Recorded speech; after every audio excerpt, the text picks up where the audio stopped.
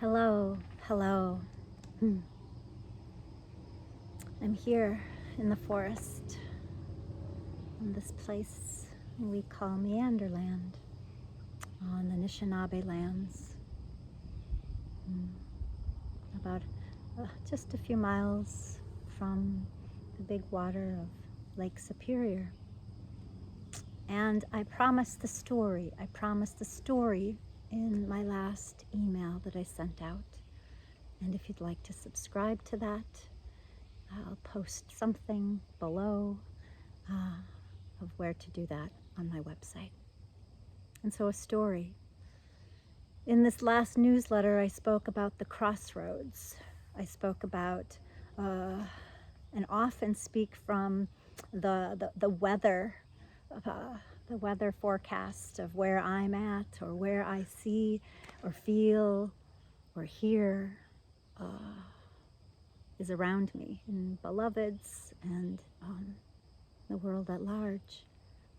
And this place of the crossroads is a mighty place of possibilities, place of obstacles, place of both.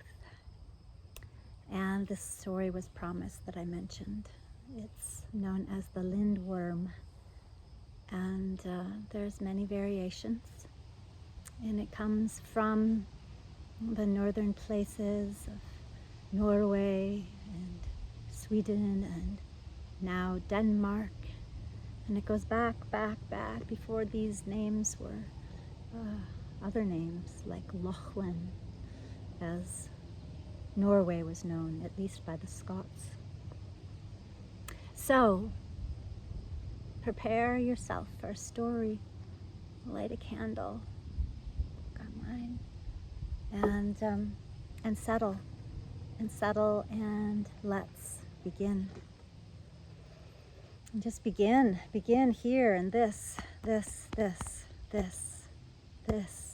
precious, strong, vulnerable body, this body. And once I begin, I'm going to scoot out of the way so I won't be seen, and that's a provocative place to tell from. But I want you to watch the forest or close your eyes and move into a deeper level of intimacy with the story, so that me telling isn't a distraction. And that might be easy and it might be difficult, but that's the invitation. And if you find yourself somewhere else beside the story, the invitation is to come back into the story through the listening of your ears, through the seeing of your mind, and the feeling of your heart.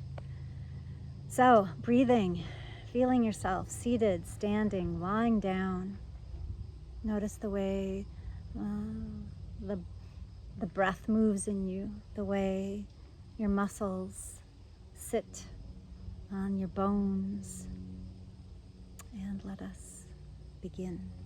A story about a forest deep in a forest. There's a time and a place before borders, before countries. And this is such a time. And there is a queen. And she has a consort. You could call him her lover, or her king, or her beloved. And these two knew each other well. And the queen was wise. She had the keen insight of eagle.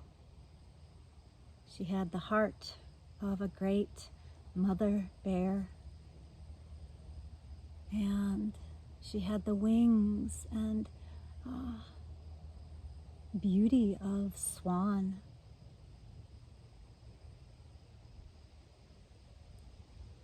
And she had a womb that was barren, or so it seemed, for her and her beloved. Month after month, year after year, tried to conceive a child. This was their greatest desire. And each month she bled. Each month the blood came, and with the blood there would be tears of grief for both of them. Their desire was so strong. Now, throughout this time, throughout these months, these years, these tears, there was a dream.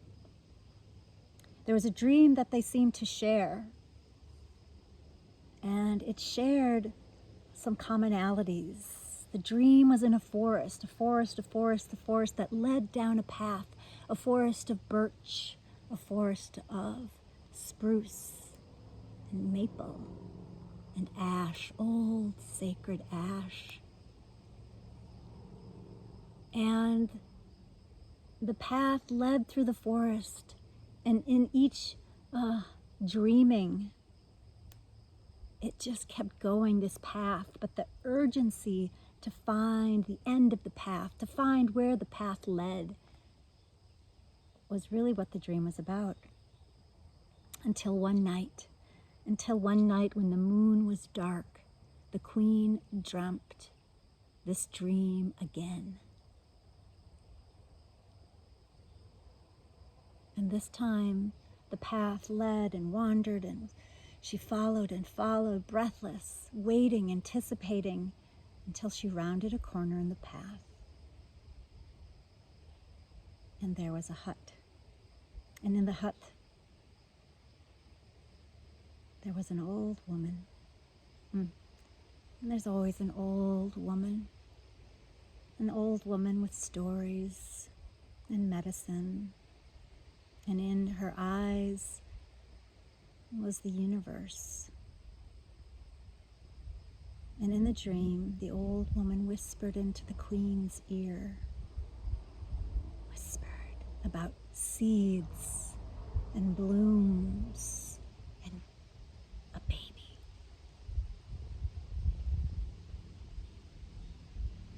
So when the queen woke, she was so excited, and she told the story of the dream to her beloved, who listened, because he'd had this dream as well. He just never had gotten that far on the path. They'd both had this dream now for years, for moons and moons. And so the queen shared what the old woman had whispered, that she needed seeds, and she would plant 2 seeds in soil rich with the manure of horses and cattle and chickens and sheep in the farmyard. So, being the resourceful queen she was, she thought, well, the gardener will bring me a handful of seeds from any of the flowers that bloom in our gardens, or beyond our gardens, for there are plenty in the forest. But she won't tell me the name of these seeds. She'll just bring me 5 seeds.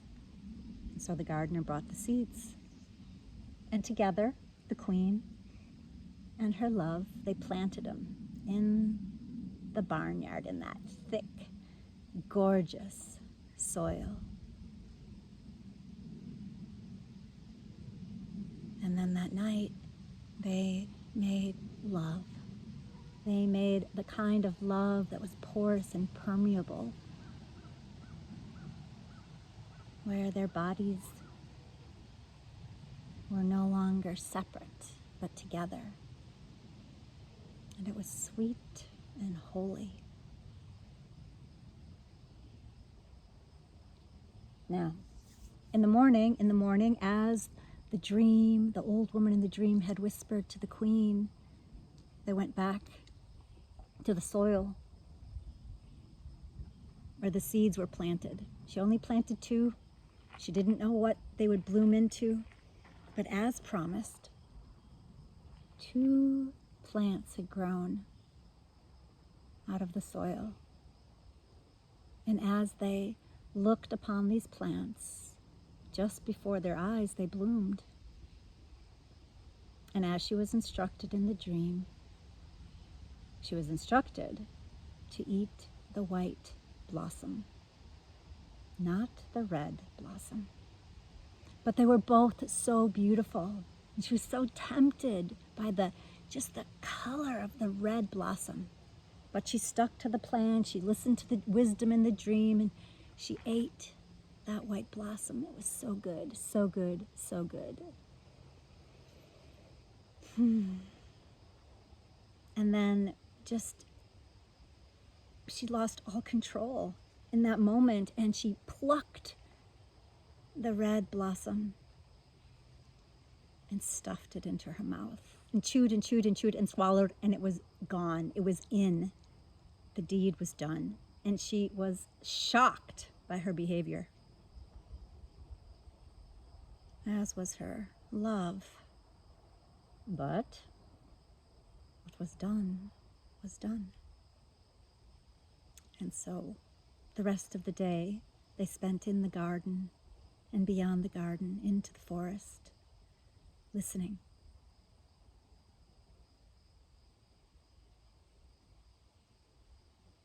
And the moon waxed and waned,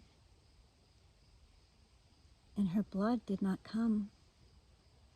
She did not bleed.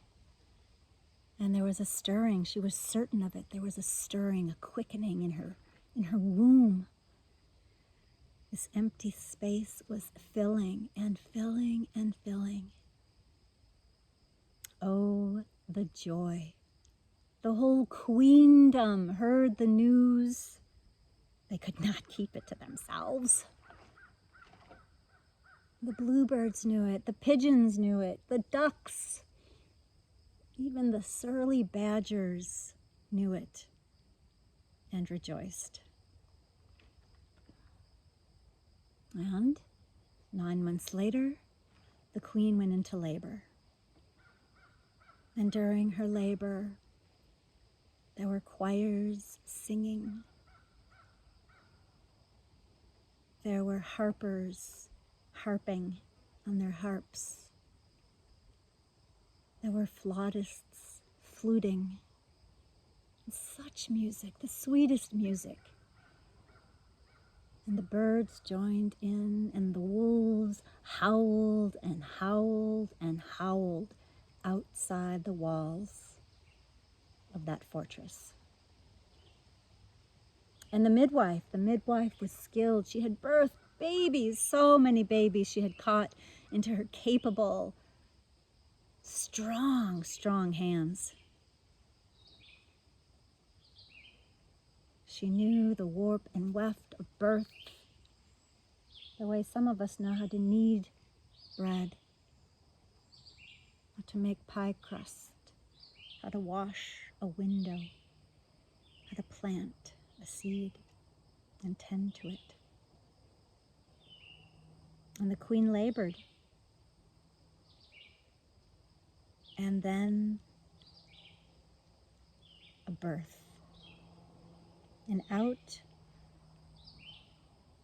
between the queen's legs came a little black snake. Now, the queen had no idea. She knew something was happening, and she implored the midwife, and she saw the look of great surprise on the midwife's face as she received this little black snake. Well, the midwife was in such a state of shock. She panicked. She gathered up this black snake. She'd never seen anything like it. What was going on? And all she could do, there was no thought. She just responded. She reacted. She grabbed the snake and threw it out the window.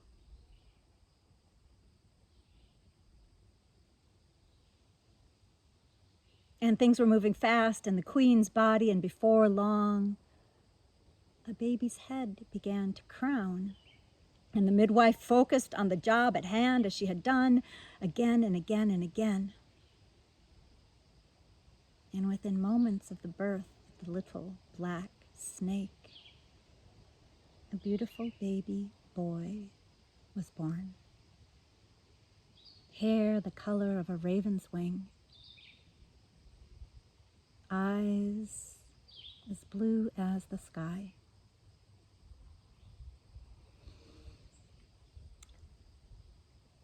And the little black snake was forgotten by the midwife, and she certainly did not mention it to the queen. She had no words for what had happened. Best to just forget it. And she did.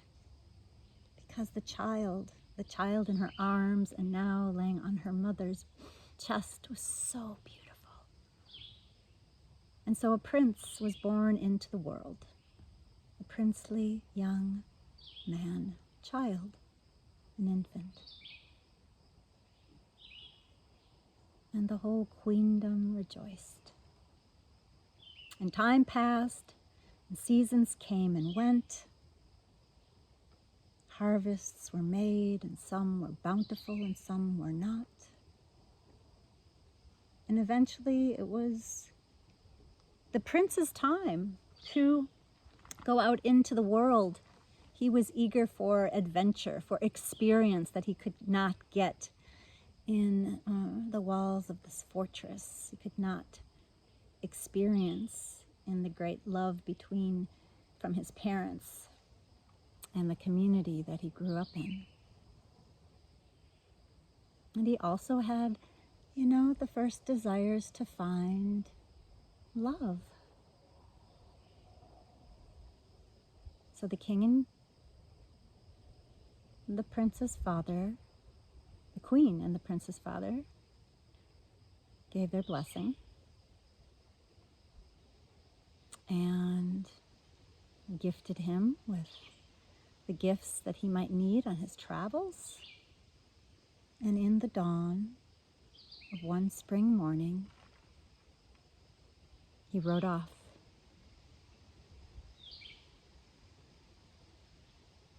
And he rode off on a dark steed. He rode into the east, into the place of beginnings. And he rode, and his heart was so full. He had no idea where he was going. He was paying attention. He'd been waiting all of his life for this moment. Everything he had learned and experienced was leading up to this right now. And what was about to transpire. So he rode for the better part of the morning and into the day, and he stopped, and he ate, and he sat and listened to the music of a river. And then he carried on, and just at dusk, he came to a crossroads. The first crossroads he'd come to after riding all day. And here he had choice. And he paused to consider which direction.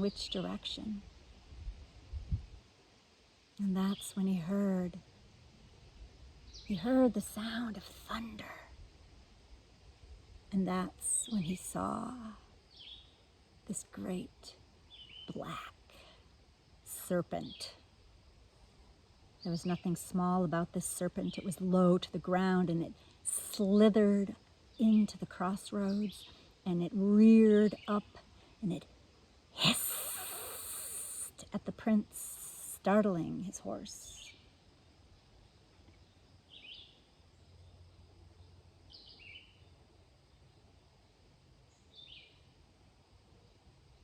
And the serpent spat these words. Older brothers marry first. And the prince wasn't sure. He had a sword, but he didn't feel immediate threat. Although the serpent was large enough and scary enough, and maybe he should be afraid. And the prince said, "Oh, what does that mean? What do you want?" And again, the beast spat. Older brothers marry first.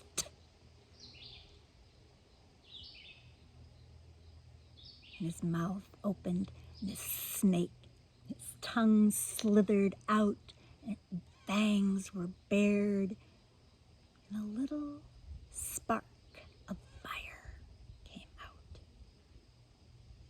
And still undaunted, the prince said, please, please, I'm happy to help. Can you tell me more? And the spark that was spitting out of the serpent's mouth became hotter and fiercer.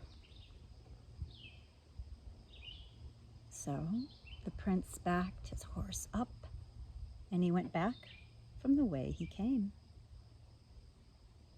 His heart racing, his mind on fire with questions.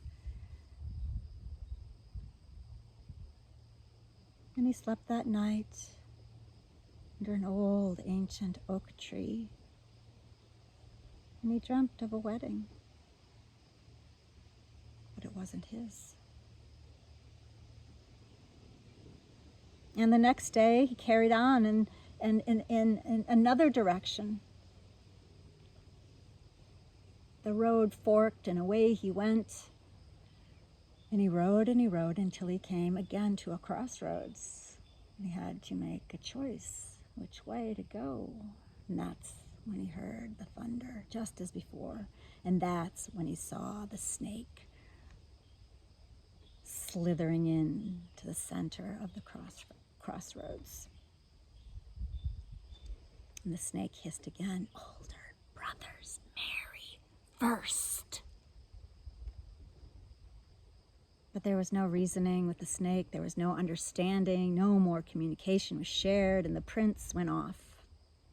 And he tried for 3 more days, and each time he came to a crossroad, and each time the serpent barred his way, hissing flames and speaking his truth. Older brothers, marry first. Well, the prince had tried his best, and in the end he decided he would go home. He would go home and consult. Surely there was wisdom back with his parents and in community that might help answer all the questions burning in his mind. And he came home, he told his parents, and they were surprised and said, there is no older brother. You have no older brother. If the serpent spoke of you and an older brother that you might have. And the prince said, are you sure? Are you sure? Well, they were sure to the best of their knowledge, but they brought the midwife forward, the same midwife that had delivered the prince. Oh, she was old. Her eyesight was gone. She rarely delivered babes, but she taught women how to birth, be midwives. And they told the midwife the story, and though her memory of what happened yesterday was pretty foggy, her memory of what might have happened 16 years prior was pretty clear. And she did remember the day the prince was born, and she remembered the little black snake. Oh, she said, oh dear, oh. And she told the story of what happened. And of course they said, why didn't you tell us? And she said, it was too much. I'd forgotten. And then this beautiful boy was born, and it just slipped my mind, or I didn't want to trouble you, or something like that. Well. So there was another child. There was an older prince. So the queen sent dozens of capable, could call them warriors, we could call them scouts, could call them trackers to go find this serpent and plead with the serpent to come. They want to welcome him. They want to tend to him. And if indeed he needs to marry first, then so be it. They wanted to make amends.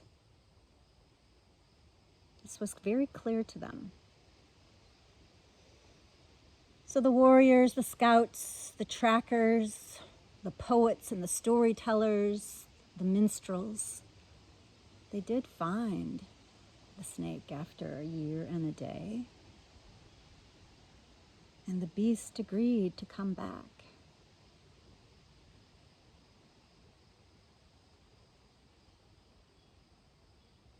And they gave him a whole floor in the basement where it was cool and dark, which was what their eldest son preferred. And he was still very insistent that older brothers marry first. So they began to look for a suitable young woman to marry their firstborn. And when women heard there was a new prince who was looking for a wife, they came from the 4 directions and beyond. And each one was invited into the chambers of the eldest, Prince Lindworm. And each morning, all that would be left would be gore and bones. And so it went. And soon, people in the fortress began to talk. The servants, the supports, they began to talk about terrible things happening. They had never seen this prince, this dark Prince Lindworm. But they knew that these women were being slaughtered. Now there was one woman who lived deep in the forest, deep away from the village. And she heard about this prince, and she felt a stirring. She didn't know why.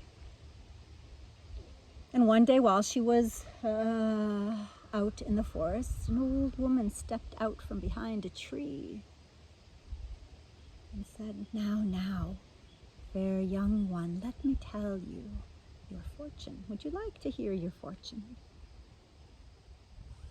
And the girl, who was the daughter of a shepherd, she was a shepherdess, saw there was kindness in the old woman's eyes and did feel a desire to know her fortune.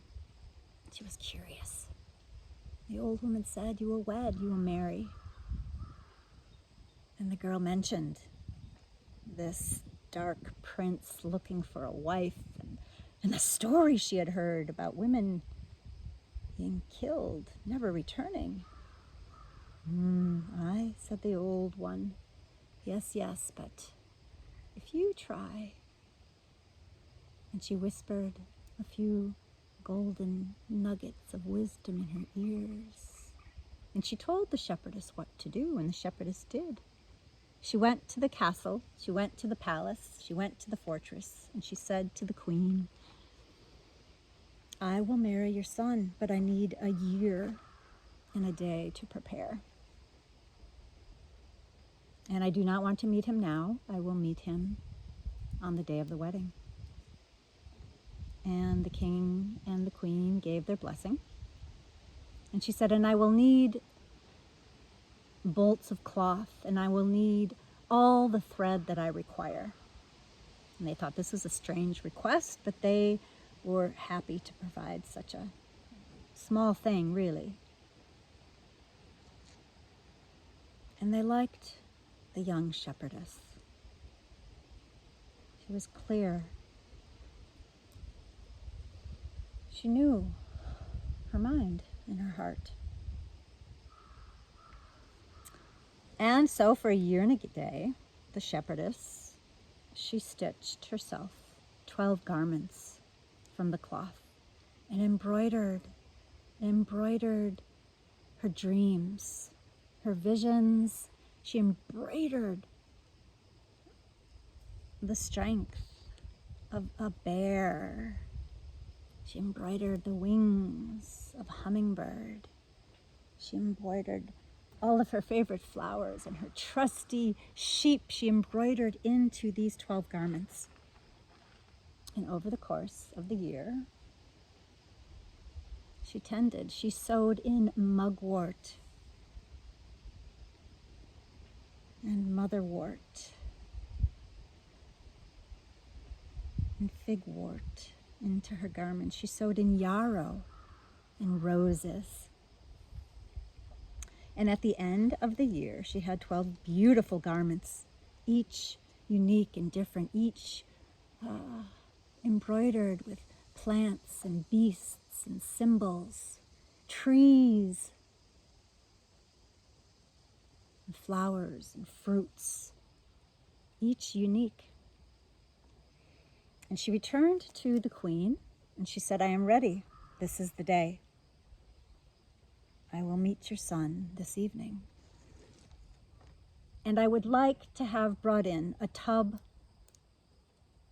of fresh milk and 5 scrubbing brushes and lie." Again, this was a strange request, but they agreed. This is a humble request. They can easily provide these things. And she said then a tub of water, just water, spring water, please, she added, just the cleanest water. So that night they let her in. They had everything set up in the space where the oldest son dwelled. And candles had been lit when the young shepherdess slipped into the space. As she moved, the 12 gowns that she was wearing, all 12 of them, rustled. She felt protected in these 12 garments that she had sewn and stitched and weaved her blessing and prayers and dreams into.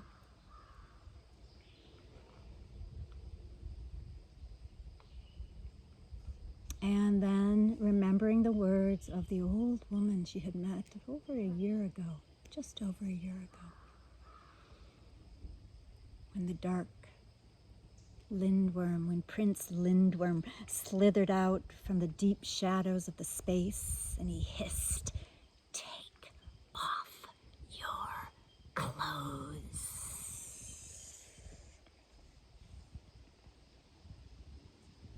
And her voice, as clear as a bell, she said, "You take off your first layer of skin."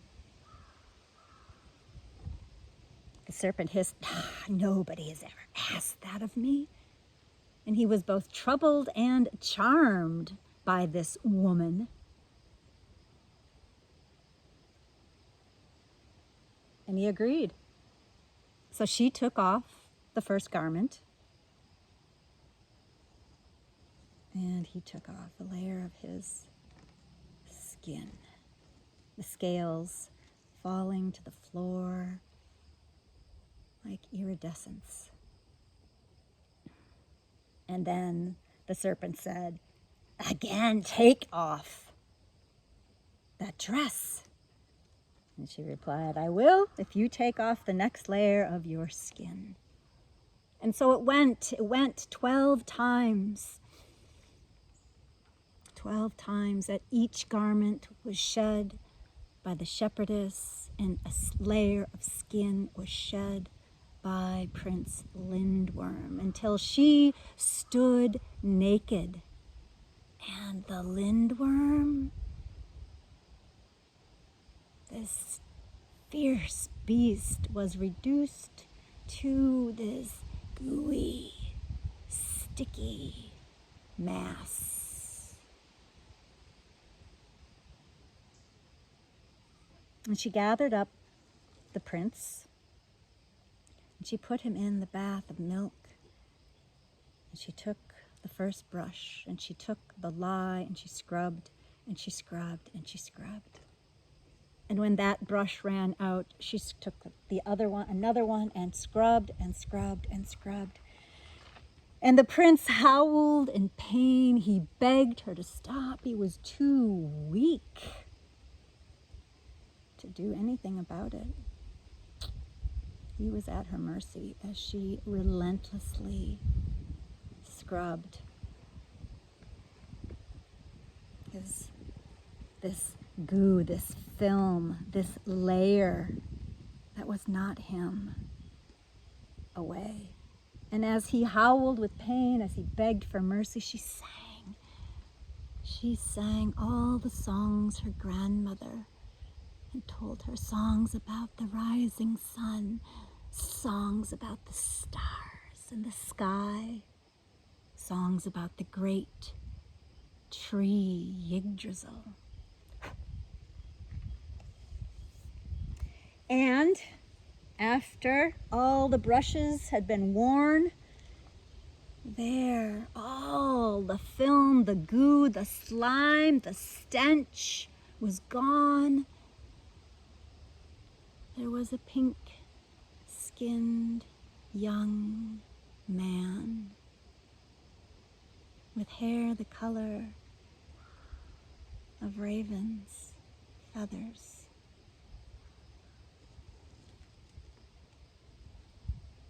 And the prince was weak. His heart was beating so slowly. She wasn't sure if he would survive, but she knew with all her heart that what she would do next. And she took him to the tub of water, fresh spring, pure water. And she bathed him. She bathed every part of him, the back of his neck, the space between his fingers. Gentle, she bathed him in the water. And then she wrapped him in a blanket and she brought him to the bed. And then she herself climbed in and slept, as did the young prince.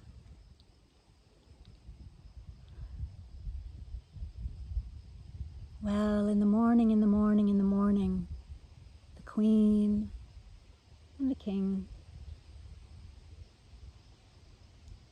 they had done this before so many times. They were a little cynical. It was so quiet in the space. They were just so sure they would find this brave shepherdess who they so admired. They would find her in a pile of gore and bones.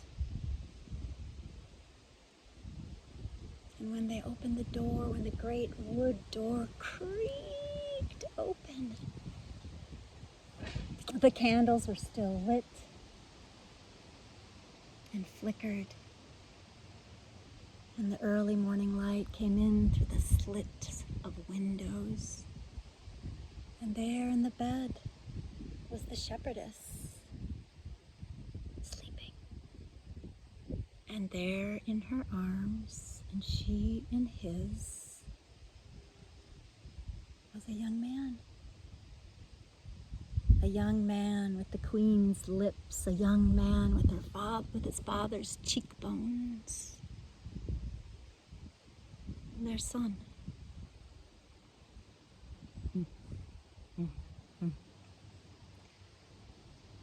So this news traveled far and wide, and celebrations were made. Blessings were given to everyone, to the sun and the moon, to the great Yggdrasil, to the stories, to the old, old women in their wise, wise way. And there was a wedding. And Prince Lindworm married the young, brave shepherdess. And with that, They lived happily ever after until they didn't. And the second-born son, who was delighted to have an older brother, now that his eldest brother was wed, went off to seek his adventure, to find his love.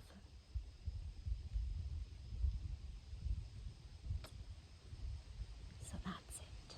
So stay in the story, and let the images just move through you. Breathe them deeper into your lungs. Invite them into your heart. Swallow them down into your belly.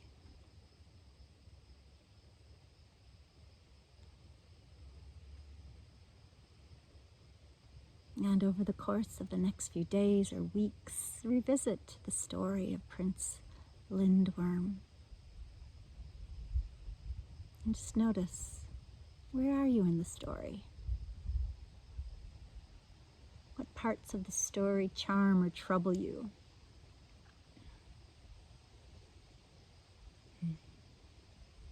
And that's a place where you might dig a little deeper into your own life. When have you been at the crossroads? When have you needed to shed old skins? When have you slept the sleep of a newborn? Thank you for joining me in the story. Thank you for co-creating with me. The story will never be told, ever, the same way again. And your listening will be different, and your imagining. So that's it. Many thanks.